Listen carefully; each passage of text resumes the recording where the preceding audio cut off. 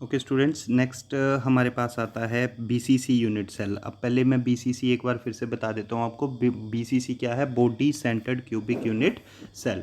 और body centred cubic unit cell में आपको क्या बताया था कि पार्टिकल्स कहाँ प्रेजेंट होंगे? क्यूब के कॉर्नर्स पे। जैसे ये क्यूब बनाया हुआ है तो इसके सारे कॉर्नर्स पे कितने कॉर्नर्स होते हैं? 8। और एक पार्टिकल उसके अलावा कहाँ प्रेजेंट होगा? बॉडी के सेंटर पे। जैसे ये देखो इस तरह से दिखाया भी है कि हमने मान लिया ये कॉर्नर पे पार्टिकल है, इसी तरह से एक पार्टिकल इस कॉर्नर पे भी है, और ये बॉडी के सेंटर पे यानी इस क्यूब के सेंटर पे। और आप इसको कैसे एज्यूम कर सकते हो? आप अपने रूम को देखोगे तो एक पार्टिकल रूम के, जैसे ये आ गया अपर वाला कॉर्नर बेटा, जो छत की साइड का कोई एक कॉर्नर ले लो, और वहाँ से बॉडी डायगोनल बनाना है। मैं बॉडी डायगोनल कई बार आपको समझा चुका हूँ कि कमरे के बीच से होती हुई जो एक लाइन ड्रा करनी है, और वो दूसरी साइड नीचे वाले कॉर्नर से मिलेगी अगर आप ऊपर वाले कॉर्नर से मूव करते हो। तो कमरे के बीच में जो जगह होगी वहाँ पे ये जो पोर्शन है वहाँ पे भी एक पार्टिकल अगर प्रेजेंट हो तो वो बीसीसी यूनिट सेल हो जाता है। फिर बोल देता हूँ क्या होता है बीसीसी यूनिट सेल में। पार्टिकल्स कॉर्नर पे तो होंगे ही, सभी कॉर्नर्स पे होंगे, इधर भी होंगे, ये जो बाकी कॉर्नर्स हैं सभी कॉर्नर्स पे होंगे। और एक पार्टिकल कहाँ होगा? बॉडी के सेंटर में यानी क्यूब के सेंटर पे। और एक मैंने आपको ना प्रीवियस जब ये टॉपिक स्टार्ट किया था, ये देखो यहाँ पे ये चीज़, तो यहाँ पे मैंने आपको बताया भी था कि बेटा ये चीज़ आप याद रख सकते हो। और ये एक सिंपल मैथमेटिक्स है, पाइथागोरस थ्योरम से प्रूव भी हो जाता है कि याद रखो फेस डायगोनल की वैल्यू कितनी आती है? √2a, और बॉडी डायगोनल की वैल्यू कितनी आती है? √3a। और ये दोनों 2D के इक्वल होती हैं। तो ये एक कॉमन सा पॉइंट है, ट्रिक है एक तरह से, तो इसको याद रखो तो आप इजीली फिर ये डेरिवेशन सॉल्व कर पाओगे। तो देखिए, क्योंकि हम बीसीसी यूनिट सेल की बात कर रहे हैं, बीसीसी में क्योंकि पार्टिकल कहाँ प्रेजेंट होते हैं? कॉर्नर्स पे और बॉडी के सेंटर पे। तो अगर मुझे एक लाइन ऐसी ड्रा करनी है जो दो कॉर्नर्स के पार्टिकल्स को भी टच करे और जो बॉडी के सेंटर पे पार्टिकल है उसको भी टच करे, तो मुझे क्या ड्रा करना पड़ेगा? मुझे ड्रा करना पड़ेगा बॉडी डायगोनल। जैसे ये बॉडी डायगोनल ड्रा कर दिया बेटा, और हमने क्या किया? इन दो पॉइंट्स को नाम दे दिया, एक ए और एक बी नाम दे दिया।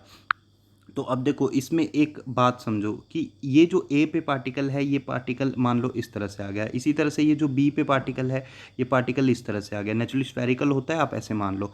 और जो बॉडी के सेंटर पे पार्टिकल है वो हमने ऐसे मान लिया कि लेट ये आ गया वो बॉडी के सेंटर वाला पार्टिकल। तो अब यहाँ से इस पॉइंट से, बड़े ध्यान से देखना बेटा, इस पॉइंट से लेकर इस पॉइंट तक, ये इन दो लाइंस के बीच का जो डिस्टेंस है ये क्या होगा? ये रेडियस आ गया इस वाले पार्टिकल का, ये जो पार्टिकल है इसका रेडियस आ गया, तो ये एक आर हो गया। और फिर यहाँ से फिर से ये देखो, मैं इस लाइन को जिसको मार्क कर रहा हूँ, इस लाइन से लेकर इस पॉइंट तक ये फिर से एक पार्टिकल आ गया, तो ये भी आर हो गया। और फिर आगे भी इसी तरह से इस पार्टिकल से लेकर यहाँ तक ये इस पार्टिकल का रेडियस हो गया, तो ये भी आर आ गया, ये वाला पोर्शन भी। और इसी तरह से अगेन यहाँ से लेकर इस पार्टिकल तक ये भी आर आ गया। तो बेसिकली ये जो ए बी है ये कितने इक्वल हो गए? 4r हो जाएगा। ये 1 2 3 4 आर हो जाएगा। और एक और डी भी बताया था मैंने आपको। तो डी मैंने क्या बताया था? डी मैंने बताया था आपको कि एक पार्टिकल के सेंटर से लेकर दूसरे पार्टिकल के सेंटर तक का डिस्टेंस। तो अगर आप ध्यान से देखो तो ये एक पार्टिकल ये है, एक पार्टिकल का सेंटर ये आ गया और दूसरे पार्टिकल का सेंटर ये आ गया। तो अगर इस लाइन की बात करूं, ये जो इतनी इंपॉर्टेंट पॉइंट है, ये लाइन हो गई डी। और इसी तरह से यहाँ से भी इस पॉइंट से लेकर इस पॉइंट तक इतनी लाइन की बात करो तो ये लाइन भी डी हो गई। तो बेसिकली ए से लेकर बी तक ये क्या हो गया? 2D हो गया। कितना हो गया? 2D। मैं एक बार डी की टर्म्स में फिर से दिखा देता हूँ। चाहे देखो, एक पार्टिकल ये है, एक पार्टिकल का सेंटर ये है और दूसरे पार्टिकल का सेंटर ये है। तो मैंने कहा था एक पार्टिकल के सेंटर से दूसरे पार्टिकल के सेंटर तक का डिस्टेंस, यानी ये वाला जो डिस्टेंस है ये क्या हो गया? डी। और इसी तरह से फिर से ये एक पार्टिकल का सेंटर और ये दूसरे पार्टिकल का सेंटर, तो यहाँ से लेकर ये जो डिस्टेंस है ये भी डी हो गया। तो ओवरऑल जो ए बी बना वो ए बी क्या हो गया? 2D हो गया। तो इसीलिए ए बी को देखो क्या लिख लिया हमने? 2D लिख लिया। और क्योंकि ये बॉडी डायगोनल है, बॉडी डायगोनल की वैल्यू कितनी लेनी है? √3 है, ये देखो ब्रैकेट में लिखा भी हुआ है। तो डी की वैल्यू आ गई √3/2a। 2 को इस तरफ ले गए ना नीचे, तो ये आ गया √3/2a। और एक और बात आप ध्यान से देखो, ये देखो, ये वैसे मैंने शुरू में भी बोल दिया था कि डी हमेशा 2r के इक्वल होगा, और होगा भी। देखो ये डी है, एक पार्टिकल के सेंटर से दूसरे पार्टिकल के सेंटर तक का डिस्टेंस। तो अगर ध्यान से देखो तो यहाँ से यहाँ तक एक रेडियस हो गया और फिर आगे ये दूसरा रेडियस हो गया। तो डी किसके इक्वल हो गया? 2r के। तो इसीलिए हमने डी जो है, डी को लिख दिया हमने 2r, ये देखो ये लिखा हुआ है, डी को क्या लिख दिया 2r। तो 2r जब वैल्यू आप यहाँ पुट करोगे तो ये r आ गया और 2 नीचे मल्टीप्लाई हो गया इस 2 के साथ, तो ये बन गया √3/4a बन गया। और आगे r की वैल्यू आ गई, रेडियस आ गया पार्टिकल का। अब पैकिंग एफिशिएंसी निकालते हैं। पैकिंग एफिशिएंसी का फॉर्मूला पिछली डेरिवेशन में भी डिस्कस किया था और पहले पढ़ भी चुके हैं, Z/4/3πr³/a³ × 100। Z क्या होता था, रैंक। रैंक क्या होता था, number of unit cells, number of particles in a unit cell. एक यूनिट सेल में कितने पार्टिकल्स होंगे। तो हम किसकी बात कर रहे हैं, बीसीसी की। बीसीसी में पार्टिकल्स कहाँ होते हैं, कॉर्नर्स पे, और एक होता है बॉडी के सेंटर पे। तो कॉर्नर्स पे कितने आते हैं, कॉर्नर कितने होते हैं 8, और याद होगा कॉर्नर पे कितना पोर्शन बनता है पार्टिकल का, 1/8। और साथ में बॉडी के सेंटर पे भी है, तो बॉडी के सेंटर वाला तो पूरा ही आ जाता है, तो ये 1 हो गया। और ये 8 और ये कितना बन जाएगा बेटा, 8 कैंसिल हो जाएंगे, तो ये 1 + 1 ये बन जाएगा 2। तो इसलिए रैंक कितना आ गया, ये देखो 2 आ गया। और 4/3πr³, आर की वैल्यू पुट कर दी, ये वैल्यू, ये जो वैल्यू है ये आर की पुट कर दी, ये देखो √3/4a। ए लिखा हुआ है बेटा इधर ना, वो छोटा सा बनाया हुआ है इसने, तो √3/4a ये आर की वैल्यू आ गई।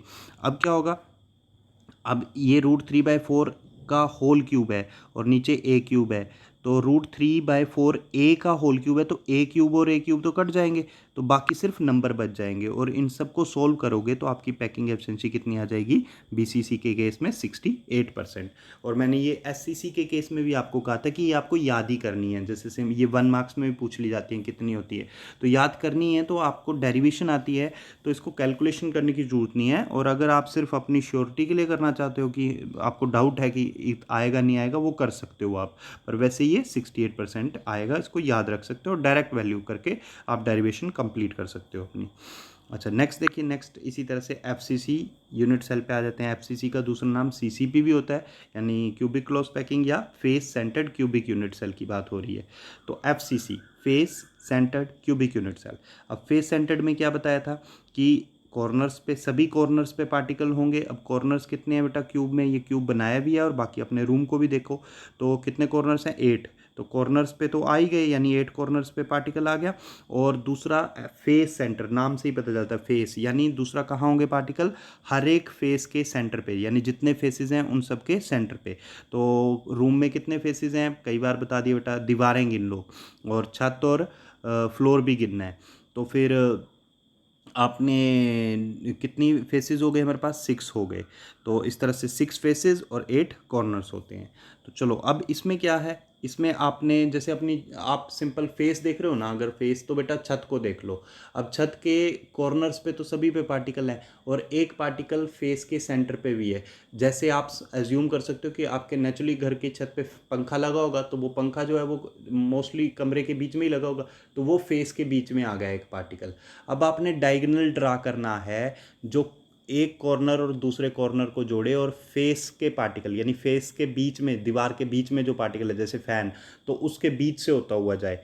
तो इस तरह से आपने ड्रा करनी है एक लाइन। तो जैसे ये देखो, ये बता भी देता हूँ, ये एक पार्टिकल आ गया कॉर्नर पे, ये दूसरा आ गया और ये फेस के सेंटर पे आ गया। और ये भी ऐसे ही लिया बेटा, ये एक पार्टिकल ऐसे आया, ये दूसरा पार्टिकल बीच में आ गया, ये तीसरा पार्टिकल ऐसे ऐसे लिए हैं। ये स्फेरिकल होते हैं ना पार्टिकल्स, तो इस तरह से। तो ये तो आ गया फेस के बारे में। अब देखो इसको नाम दे दिया इसने, ये जो लाइन ड्रा कर दी इसको नाम दे दिया ए बी, तो ये ए बी लिख दिया। और ए बी को ध्यान से देखो, एक पार्टिकल के सेंटर से दूसरे पार्टिकल के सेंटर तक का डिस्टेंस क्या होता है, डी होता है। तो ये वाला पॉइंट भी डी आ गया, और फिर यहाँ से लेकर इस पॉइंट तक का जो डिस्टेंस है ये भी डी आ गया। तो ओवरऑल ए बी क्या बन जाएगा, 2D बन जाएगा। तो इसलिए ए बी को देखो 2D लिख दिया। और क्योंकि ये फेस डायगोनल है, तो फेस डायगोनल की वैल्यू कितनी होती है, √2a, ये लिखा भी है साथ में, ये पीछे भी बताया आपको। तो यहाँ से डी की वैल्यू निकाल लो, 2 को नीचे भेज दो, तो ये बन गया √2/2a। अच्छा अब आगे सोल्व करते हैं। तो ठीक है, यहाँ पे मैं बता देता हूँ एक बार। हाँ, तो ये 2 है ना, 2 को कैसे लिख सकते हैं बेटा, √2 इंटू √2 लिख सकते हैं। तो इस √2 से ये √2 कैंसिल हो जाएगा, तो हमारे पास क्या बचेगा, a/√2 बच जाएगा। तो वही आगे लिखा है हमने, ये देखो d की वैल्यू कितनी आ गई, a/√2। और d की हमेशा वैल्यू किसके इक्वल होगी, 2r के इक्वल। ये देखो मैं एक बार फिर बता देता हूँ, डी क्या होता है, एक पार्टिकल के सेंटर से दूसरे पार्टिकल के सेंटर तक का डिस्टेंस, जैसे यहाँ से यहाँ तक। तो यहाँ से लेकर यहाँ तक ये जो डिस्टेंस आएगा, ये एक पार्टिकल का रेडियस आ जाएगा। और ऐसे ही फिर ये पार्टिकल का सेंटर है और ऐसे करके, तो यहाँ से ऐसे दूसरे पार्टिकल का रेडियस आ जाएगा। तो डी किसके इक्वल हो जाएगा, 2r के इक्वल। तो वो वैल्यू हमने यहाँ पे पुट कर दी है। देखो डी की वैल्यू होती है 2r, ये यहाँ चाहे नोट कर लेना अपनी कॉपी में साइड में। तो डी की जगह 2r लिखोगे तो 2 नीचे आ जाएगा, ये बन गया a/√2। तो r की वैल्यू आ गई। अब पैकिंग एफिशिएंसी फिर से z into 4/3 pi R cube by A cube into 100। अब z क्या होता है, फिर से रैंक क्या होता है, number of unit cell in a unit cell. तो चलो रैंक एक बार मैं निकाल के फिर से बता देता हूँ। फेस सेंटर्ड है, पार्टिकल्स कहाँ हैं, कॉर्नर पे और फेसेस के सेंटर पे। कॉर्नर कितने होते हैं बेटा, 8, तो 8 लिख दिया। और कॉर्नर पे जब पार्टिकल होता है तो उसका कितना पोर्शन आता है एक यूनिट सेल के अंदर, 1/8, इसीलिए ये 1/8 आ गया। प्लस अब बाकी का है फेसेस के सेंटर पे। फेसेस कितने होते हैं मतलब 6, और फेसेस में कितना पोर्शन, अगर पार्टिकल फेस में हो तो उसका कितना पोर्शन एक यूनिट सेल के अंदर आएगा, हाफ, तो इसलिए 1/2 होगा। तो ये आप करोगे तो 8 इंटू 1/8 1 बन गया, प्लस 6 इंटू 1/2 2 3 जा 6 होते हैं, 3 आ जाएगा बेटा, और ये टोटल कितना बन जाएगा 4। और इसीलिए देखो ये जेड की वैल्यू जो है ये कितनी लिख दी, 4 लिख दी। और तो जेड की वैल्यू तो आ गई 4। बाकी रेडियस की वैल्यू, देखो a/2√2 लिखा था, तो ये a/2√2 लिख दिया, क्यूब लिख दिया। अच्छा अब a/2√2 क्यूब है, तो a क्यूब और a क्यूब ये नीचे वाला ये कट जाएगा, तो हमारे पास सिर्फ नंबर्स बचेंगे, और इनको सॉल्व करोगे तो ये आपके पास आएगा 74% आ जाएगा आपके पास। और आगे देखिए, आगे हमेशा d की वैल्यू कितनी होती है, 2r के इक्वल होती है।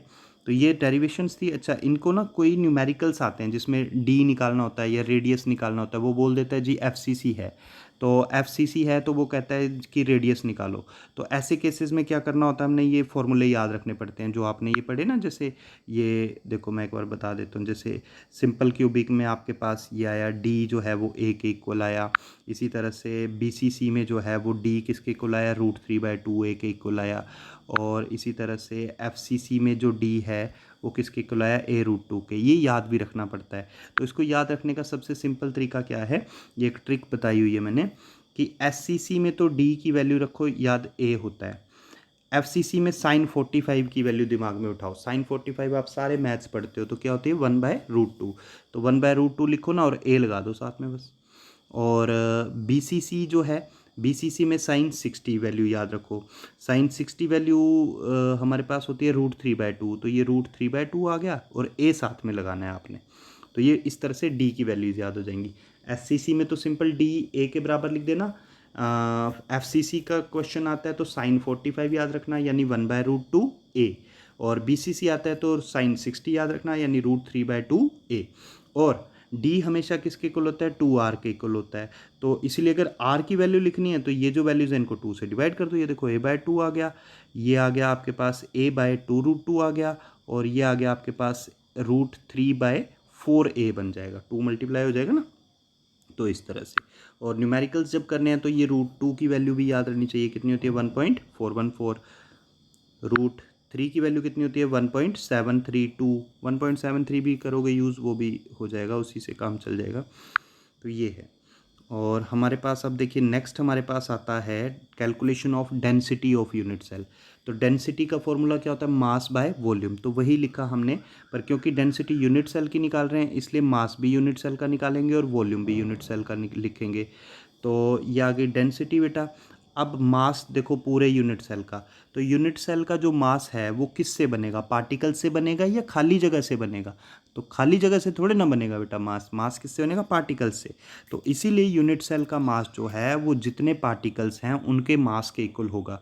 तो हमने क्या किया, हमने मतलब मान लो 4 पार्टिकल्स हैं, तो हम क्या करेंगे 4 इंटू मास ऑफ 1 पार्टिकल, ऐसे कर सकते हैं ना। तो वही हमने यहाँ पे किया कि मास ऑफ यूनिट सेल, ये देखो इसको, मास ऑफ यूनिट सेल जो है उसको हमने लिख दिया मास of 1 particle into Z. Z मतलब वहाँ पे टोटल पार्टिकल्स हैं कितने, तो जेड वही है पहले भी बेटा, रैंक यानी नंबर ऑफ पार्टिकल्स। तो नंबर ऑफ पार्टिकल जितने हैं वो इंटू मास ऑफ 1 पार्टिकल।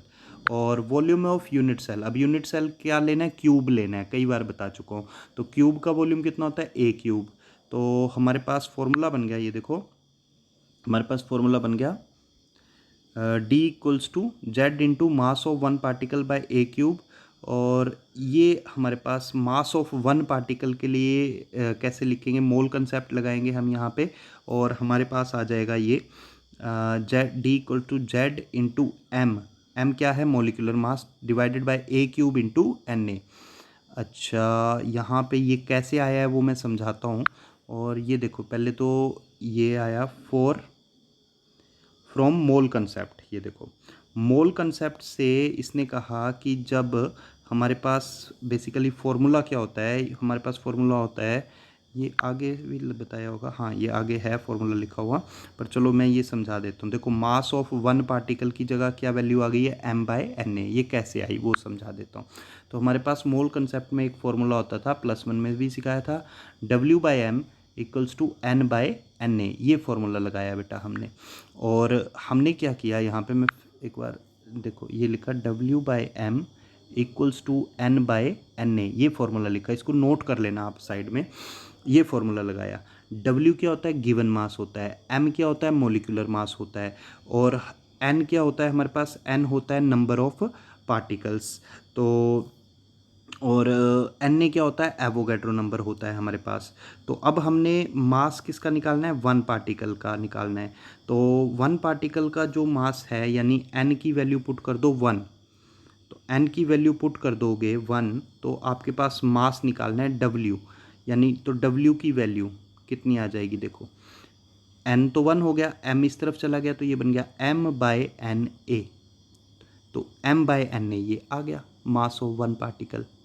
मैं एक बार फिर से बता देता हूँ, चाहे मैं दोबारा करके बता देता हूँ। देखो, फॉर्मूला होता है ये मोल कंसेप्ट का, W/m equals to n by N A. W क्या है, मास, मास जो गिवन मास होगा पार्टिकल का। M क्या है, मोलिकुलर मास। N क्या होते हैं, नंबर ऑफ पार्टिकल्स। N क्या होता है, एवोगैड्रो नंबर, 6.02 इंटू 10⁻23। अब मुझे निकालना क्या है, ये देखो, मुझे निकालना है मास ऑफ वन पार्टिकल, एक पार्टिकल का मास। एक पार्टिकल का तो यानी N क्या है, नंबर ऑफ पार्टिकल्स, तो पार्टिकल तो एक का निकालना है, तो N की वैल्यू तो हो गई 1। तो अब W की वैल्यू निकालना क्या है बेटा, मास, मास यानी W निकालना है। तो W की वैल्यू कितनी बन जाएगी, M को इस तरफ भेज दो, तो ये M इस तरफ चला गया, N तो 1 हो चुका है, और नीचे क्या है, Na। तो इसलिए M बाय Na आ गया किसकी जगह, मास ऑफ वन पार्टिकल की जगह। तो मास ऑफ वन पार्टिकल की जगह क्या आ गया, M बाय Na, वो पुट किया, तो ये फॉर्मूला बन गया हमारा D equals to Z into M by A cube into Na। ये फॉर्मूला है, इसका न्यूमेरिकल भी है, ये याद रखना है आपने। और ये रैंक क्या बताता है हमें, रैंक हमें बताता है नेचर ऑफ यूनिट सेल का, मतलब भी यही हो जाता है। एक्चुअल में कई बार ना क्वेश्चन आ जाता है कि what is the nature of unit cell. तो नेचर मतलब वो क्या है, FCC है, BCC है, वो पता लगाना है। तो उसके लिए हम क्या करते हैं, ये वाला फॉर्मूला निकाल के पहले जेड की वैल्यू निकाल देते हैं। जैसे जेड आ गया मान लो 1, तो 1 आ गया, तो अब ये आपको प्रीवियस टॉपिक क्लियर होना चाहिए। 1 किसका रैंक आता था, सिंपल सेंटर्ड क्यूबिक का। और अगर 2 आ गया तो BCC हो गया, 4 आएगा तो FCC हो गया। तो इस तरह से, तो नेचर मतलब आपने ये बताना है FCC है, BCC है, और उसका पता किससे चलेगा, जेड से। तो ये हमारे पास टॉपिक आता है। और आगे देखो, इसमें ये फॉर्मूला फिर से वही मोल कंसेप्ट से आ गया, W/m equals to N by N A. ये ऊपर ये काट देना बेटा, N बाय एन ए होगा। और एक और चीज़, इसको देखो थोड़ा सा क्रॉस मल्टीप्लाई किया, तो ये बन गया हमारा m, n को इस तरफ ले आए और m को उस तरफ ले गए, तो ये बन गया हमारा m by N A equals to W by N. तो इसका मतलब ये हुआ, जो पीछे फॉर्मूला था ना, पीछे क्या फॉर्मूला था, D equals to Z into M by A cube into N A, ये था फॉर्मूला। तो ये देखो, इस फॉर्मूले से m बाय एन ए की वैल्यू निकाल ली W बाय एन, तो इसलिए m बाय एन ए की जगह W बाय एन भी लिख सकते हैं। तो ये ध्यान रखना है आपने, सिंपल है। मोल कंसेप्ट वाला फॉर्मूला याद रखो बेटा, ये वाला W/m equals to N by Na वाला। तो क्योंकि फॉर्मूला क्या बना था, D equals to Z into M by A cube into Na, ये बना था ना पीछे फॉर्मूला, पीछे चेक करो अपनी कॉपी में चाहे। तो m बाय Na की वैल्यू निकाल ली यहाँ से, m इस तरफ कर दिया और n इस तरफ आ गया, तो m बाय Na बन गया ये m बाय Na क्या बन जाएगा, W बाय n। तो वही पुट किया यहाँ पर W बाय n, तो ये भी यूज़ करना पड़ सकता है। नेक्स्ट है नंबर ऑफ़ यूनिट सेल्स की, यूनिट सेल्स निकालने हैं, कितने यूनिट सेल्स हैं। तो नंबर ऑफ़ यूनिट सेल्स निकालने का फॉर्मूला है n बाय जेड, यानी टोटल पार्टिकल्स कितने हैं डिवाइडेड बाय जेड कर दो। जेड क्या होता था, रैंक। तो उस तरह से सिंपल भी है बेटा। जैसे एफसीसी यूनिट सेल है तो एफसीसी यूनिट सेल का पता लगाना कितने हैं, तो आप क्या करो, टोटल पार्टिकल्स गिन लो कितने हैं। और क्योंकि एक यूनिट सेल में कितने होते थे, 4, तो इसलिए 4 से डिवाइड करोगे तो वो number of FCC unit cells आ जाएंगे। तो ये फॉर्मूला याद रखना है नंबर ऑफ़ यूनिट सेल्स निकालने का। अब जैसे एससीसी है, ये सिखाया भी है, तो एससीसी का रैंक जो होता था ना जेड, वो 1 होता था। तो इसलिए एससीसी में तो जेड 1 पुट करोगे तो वो एन यानी नंबर ऑफ़ पार्टिकल्स के इक्वल ही आ जाएगा। बीसीसी में कितना आता था, 2 आता था, तो इसलिए नंबर ऑफ़ यूनिट सेल्स कितने हो जाएंगे, n/2। और इसी तरह से एफसीसी में कितना आता था हमारे पास, नंबर रैंक आता था 4, तो नंबर ऑफ़ यूनिट सेल्स किसके इक्वल हो जाएंगे, n/4 के इक्वल्स हो जाएंगे। तो इस तरह से आपने ये क्वेश्चन करना है।